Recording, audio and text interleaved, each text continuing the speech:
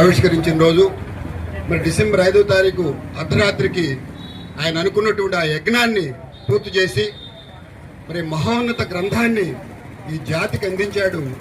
ఈ జాతికే కాదు, ప్రపంచ మానవ సమాజానికి అందించినటువంటి ఒక మహోన్నత గ్రంథమే బుద్ధ అండ్ ఈ ధమ్మ.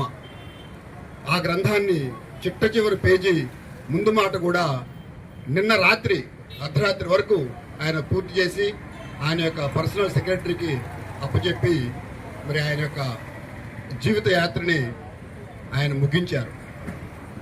మరి బాబాసాహెబ్ గారి గురించి చెప్పుకోవాలంటే ఒకరోజు, ఒక గంట, ఒక యుగం, ఒక జీవితం కూడా చాలదు.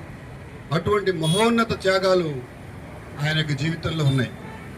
ఇప్పుడు చెప్పుకున్నటువంటి అంబేద్కర్ వందనాన్ని మన ప్రతినిత్యం ఉదయం ఒక్కసారి, సాయంత్రం ఒక్కసారి గుర్తు తెచ్చుకున్నట్టయితే ఆ మహనీయుడి యొక్క ఆదర్శాలు, ఆ మహనీయుడి యొక్క శీల సంపద, జ్ఞాన సంపద, త్యాగము, అదేవిధంగా ఆయన యొక్క ప్రపంచ మానవాళికి ముఖ్యంగా